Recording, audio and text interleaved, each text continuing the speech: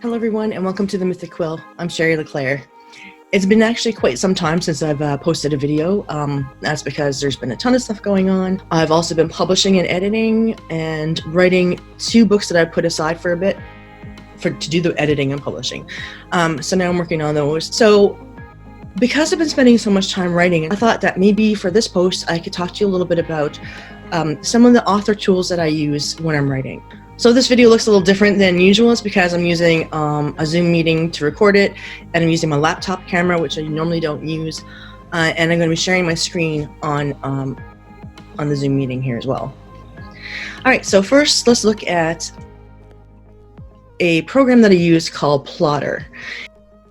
Plottr is an outlining tool. So, by the way, you probably see me looking from here to here because I have my small laptop screen here, which is where the video is being made from, and then over on my bigger screen I have my programs that I have open.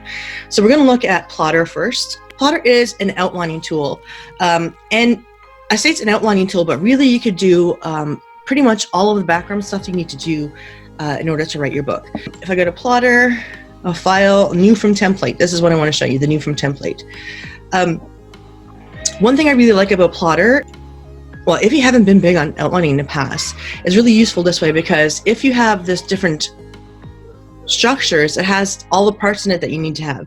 So for example, if you're using a 7-point plot structure, you need the hook, your plot turn 1, your pinch 1, midpoint, pinch 2, plot turn 2, and resolution.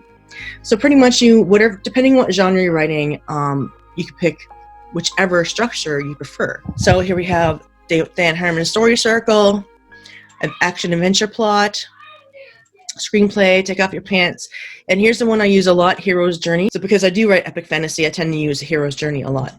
And actually, this is actually pretty new program, Plottr, and it didn't have all of these functionalities when I first bought it. So the 2 books I'm working on now, I didn't actually use this program to actually outline them. I outline them in like a notebook. So I actually have the hero's journey part on a cheat sheet that's on my bulletin board, which you can't see behind me because I'm using one of those virtual backgrounds. But yeah, so I use this a lot. So we have the ordinary world, call of adventure, refusal of the call, meeting the mentor, crossing the first threshold, test allies, enemies, approach to the inmost cave, the ordeal, the reward, or seizing the sword, the road back, resurrection, and return with the elixir. So you're pretty much, if you're going to follow this, you're going to pretty much know that you are going to be including all the parts that you need to include. I'm actually going to start a new project, but I'm going to the timeline tab because I want to go from there. I want to show you this, okay? So I go new from template, and I'm going to pick the hero's journey, choose, and I'm going to go sample fantasy, save. So all of those things that we just talked about are outlined here on the top, and you can rearrange this any way you want to. Like you could put it up and down as well, or horizontal. So you have the ordinary world, call of adventure, refusal of the call, meeting the mentor, crossing the first threshold, so on and on to the end, and it has extras if you want to add extra points. Like for example, this has 11 points, but the cheat sheet I use that's on my bulletin board has like 12 points. So it depends. And you're looking at this is 11 different parts here. And a standard fantasy book is going to be anywhere between like 60 to 70 scenes. And there's probably going to be 2 or 3 scenes per chapter. So you're going to have a lot more chapters in this. That means you're going to have more than one scene for each part. So you can just add scenes underneath. I need to title this. Let's see. I'm going to say village. So once I have that added, I can add another one. So for another scene. So I could do more than one scene in the ordinary world, for example. Let me see. Hunting. Something like that. And I can add as many of those as I want to. Now, let's just say I'm writing a fantasy story with a romance subplot. So when I go to here, instead of just hitting plus, I could go to use template. And we go back to that templates that we saw before. I'm looking at a romance subplot. So there's a few options here. We have Jamie Gold romance. Has 3 acts, which is the hero's journey pretty much has 3 acts too, even if it's not pointed out. have Act 1, Act 2, Act 3. We have opening image, hook, inciting incident, end of the beginning, Act 2, pinch point 1, midpoint, pinch point 2, crisis, Act 3, climax, and final image or resolution. That's not the one I use though, but is an option. Then we have the Billy Murnett Romance 7 Beats. And here we have to set up a hook, meet, inciting incident, turning point, midpoint, raising the stakes, swivel, second turning point, dark moment, crisis, joyful defeat, resolution. And that's kind of I think I would use that one if I was writing like a short story or novella, or if I didn't want to put a lot of detail into the outlining. But the one I used recently, most recently, is this one. So again, it has chapters and beats listed here. To me, beats are something different. Like, beats are parts of scenes as far as I'm concerned. So I would kind of probably ignore this part, but I would look at the scene cards. And I would look at the plot lines, because phase 1 is a setup, and the setup is going to be about 25% of the book. The phase 2 and phase 3 would be what I would call the middle, or the act 2, which would be about 50% of the book. And then phase 4 would probably be the last act, which would be about 25% of the book. So pretty much phase 1 is going to be introduce H1, introduce H2, so introduce your hero 1, hero 2, your meet cute, no way. It depends on how long you write it, how many scenes you do per chapter. Then, of course, you're looking at phase 2 and phase 3 will be in this section. So we have no way 1, adhesion, no way 2, inkling of desire, deepening desire, maybe this could work. And there's, so I'm not going to read it all through, but there's a lot of information there. But I'm going to choose that because I want to show you something else here. So all those phases are here. So when I used this, what I did was phase 1 setup, I put my scenes for the setup on the green line. Then I put my scenes for phase 2, the falling in love, on the red line. Then I put scenes for phase 3 on the orange line. And phase 4 on here. So in the end, you're going to have your fantasy timeline at top. Then my romance one was some scenes on the green line, some scenes on the red line, some scenes on the orange, some scenes on yellow. So pretty much these 4 are the same story. You're just breaking it up into phases, which I think is useful, especially if you're not used to writing in a certain genre, because it kind of forces you to make sure you have all the parts you need and in the proportions you need. Now, one thing I like about this, now let's see, up here I added where I put the village. So if we click on the village, that was just the title. So when you click on it, it brings you to the scene you're looking at here, which is more of a description. So your plot line, is this plot line your main plot, or is it your romance plot? So here I could check this as a main plot. And then when I go back to plot on the phases, I could put it in phase 1, phase 2, phase 3, phase 4. Chapter, what's the chapter going to be? Are we naming the chapter, or are we going to number the chapter? Characters, so you can add characters. So we don't have any character lists right now. We see along the top we have project. Again, if you're putting it in a series, you could put it in here. Timeline, which is what we were just looking at. The outline, which is pretty much everything we're doing, but put in this kind of format.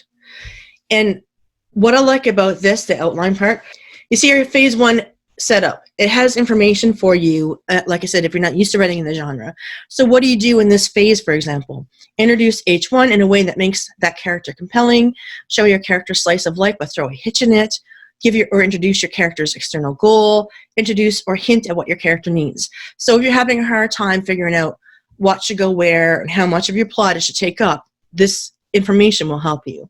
Same thing, beat 2, you're introducing H2, your hero 2, in a way that makes the character compelling. Same thing as we just read up here for the second character. Then in beat 3 is a meet cute, where the 2 characters meet. H1 and H2 meet for the first time on the page, make it memorable. This is a story they will share with their grandkids one day. So there was beat 4 with information, beat 5 with information. So there's a lot of information here that could be useful to you. And when you click on each part, so a village here, that's what I titled the main plot, and I can enter some text for information. For this part, hunting, which is another scene, which is the second scene that I listed, I will put information here on the scene. So if I want to give more details or an outline of the scene itself, I could do it here. Save. Oh, I don't have anything. I don't have anything entered on the timeline. That's why I'm not getting the option of going there. But if I added something here, Call of Adventure, hello, then I go back to the outline and I'd be able to add in the Call of Adventure. And if I go back to the timeline and I enter something for the setup for this phase, heroine, perhaps. Then I go back to the outline. Now that phase 1 is here, and you notice it's put in between the ordinary world and the Call of Adventure, because this is going to end up in your phase 1 where your ordinary world information is going to be. So I'm pretty much just showing you 2 of the templates, but there's a lot of different templates you can use, and you can play around with it to kind of get it to where you are comfortable with it. And then we have notes. If you want to add notes, you can add images to your notes, characters. So you can add different characters. So the 2 books, the 2 fantasy books I'm writing right now, I'm going to put some information from one of them in here from my second series that I haven't started publishing from yet. So let's see. I'm going to say book. I'm going to call it Shindali because that's the name of the first book. So this is a character, and she is a main character. Short description, she is Princess of Erie. And character thumbnail, choose an image. Now, I don't have anything here. Uploaded files, I don't have anything here, but I can go select the file. And this is the one I want, the close-up of her. And open. And now I have an image of Shindali for hers. So I'm going to go choose.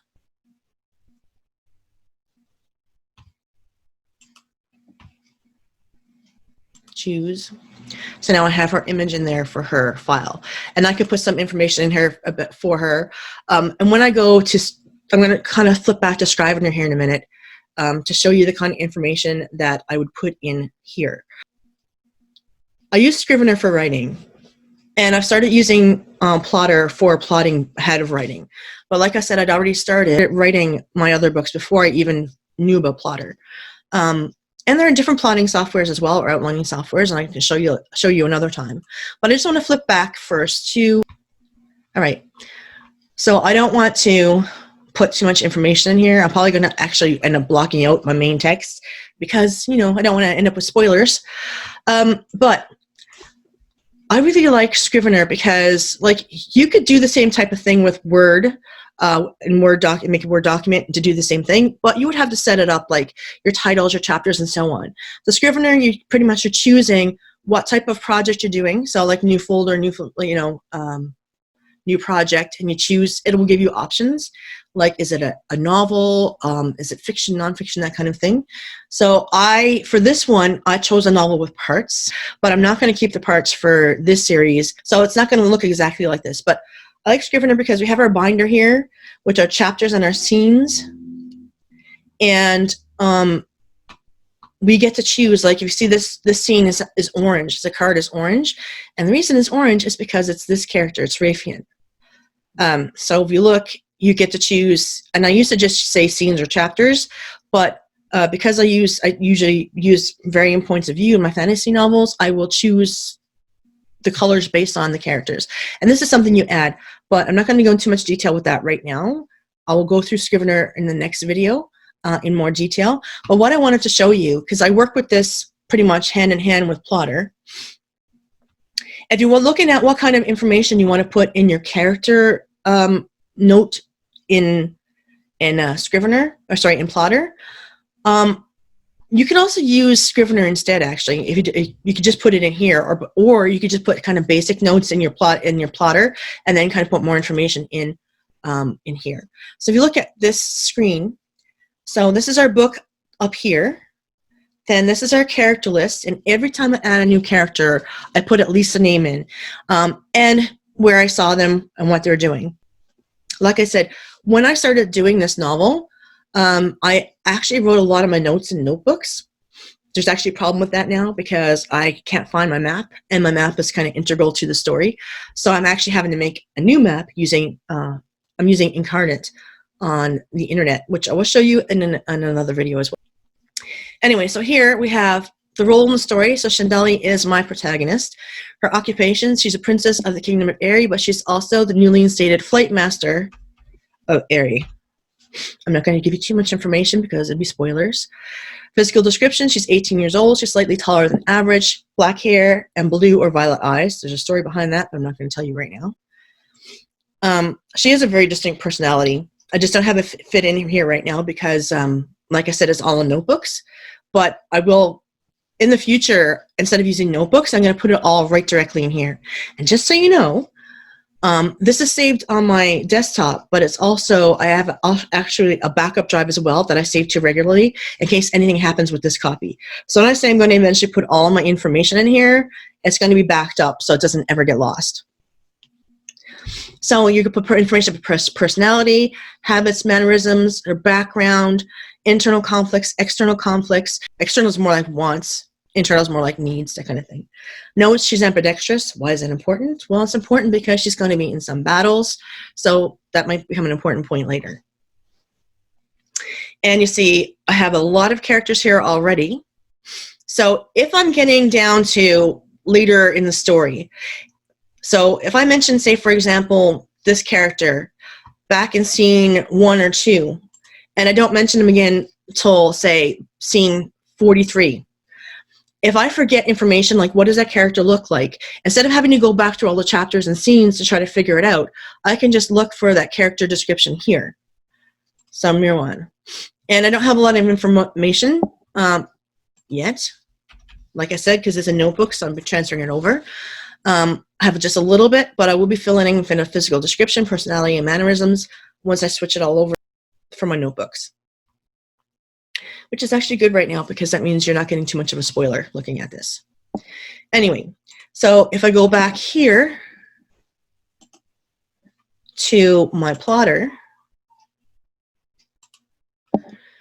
so here you might not necessarily want to, if you're going to use Scrivener and you're going to use the character information there, you might not want to put too much detail when you're plotting, but it's a good idea to have some basic information and some basic knowledge about your character, like their role in the story, why are they important, that kind of thing, before you even start. So if you're using Plottr as the part you're doing for outlining and for planning before you start, this is a place you can put that information. Right, so you see on the outline 1 to 12 is our hero's journey.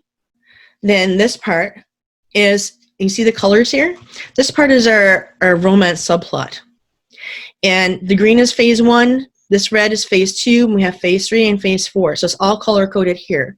So pretty much if you're glancing at this, your phase 1 and your phase 4 should each be about 25%. And then the middle section, which is phases 2 and 3, should be 50% of your novel, thereabouts. There's a lot of other things that you could play with here. Because I had my 2 major works already planned out in notebooks before I started using this, I haven't used it as much as I could. There's a lot of other functionalities that I haven't played with yet, like the filter and the flipping and all that stuff. But I will let you know when I get there. I have places that's kind of like the characters, and I'll show you back on Scrivener as well. You name your place. So again, if you're doing an epic fantasy and say they're traveling, you might want to keep note of where the places were, why it was significant, what did they see there. Actually, you know what? I'll do this first for my Chandali book. So the name is Mount Aerie. Short description, capital of the Kingdom of Aerie. If I had an image in mind, like so for my latest, my Warrior of Westgate, which is my 3rd book in my Seer series, I have some very specific places in mind that are inspiration for settings of some of the places in the book. This is where I could take images of those places and put them in here. So if you have an image that you want to use, you can put that in there for inspiration. You could do the same thing with characters too. If you find, say, someone on like a drawing on Pinterest or something like that, or an image on the internet of certain actors, you could always add that in for your characters as well. Now I'm going to go back to Scrivener for a minute, because what kind of information we want to put in about this setting. So let's go back to Scrivener for a minute. And like I said, I use these hand in hand. Scrivener has more details on the scene cards and the character cards, so it's a good place to look to get some information. Anyway, so this is characters, but we also have places. So when we're adding characters, we will go to the plus up here, and we use a drop-down menu, New from Template, and we choose a character sketch. Okay, for places, I would go to the plus, to the little drop-down box next to it, New from Template, and I would choose a setting sketch. And right now you can see my corkboard, so you can look at this as a corkboard.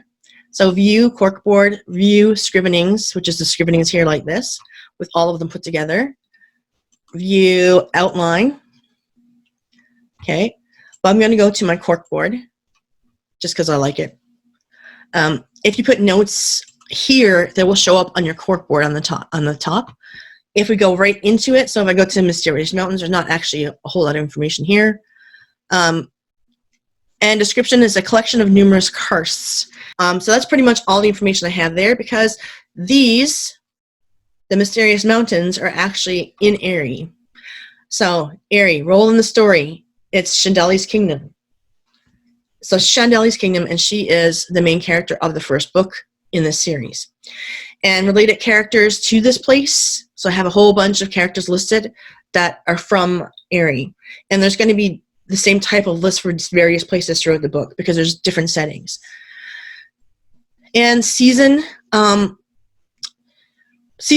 in my book, it's not going to be such a big deal. And maybe you start in one season and it's going to change to different seasons, and you can write that in there. Unique features. I only started doing this today, again, transferring notes from my notebooks to here.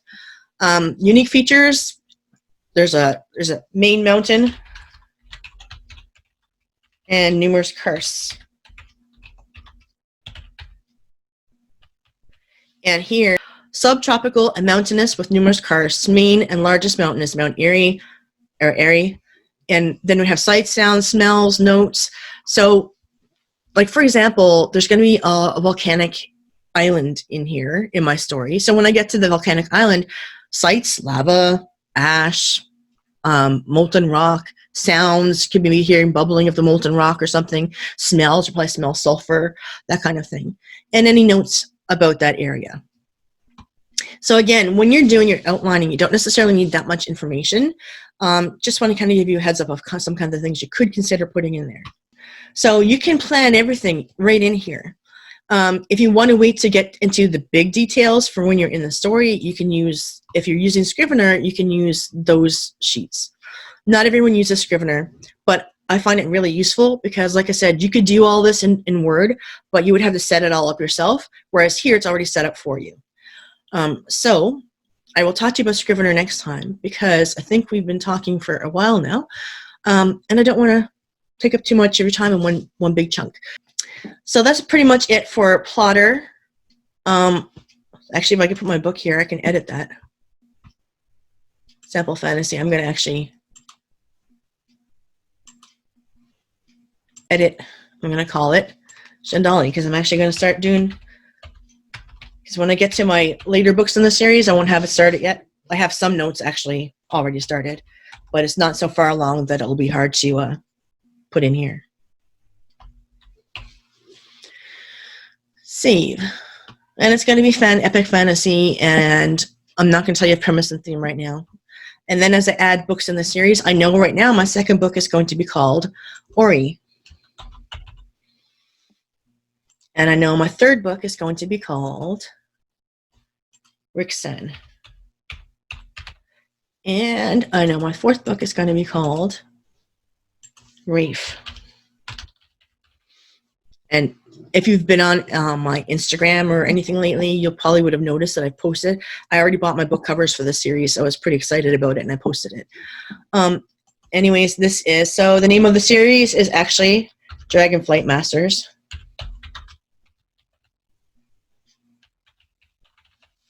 So far, there's 4 books in the series. I might consider adding more down the road. We'll see how it goes. Genre, epic fantasy. And I'll add premise and theme later. If you have any comments or questions, please leave them in the comment section below. I'll be leaving links for Plottr and for Scrivener in the description below, so please be sure to check those out. So thank you for listening this week, and I will see you next time. Bye.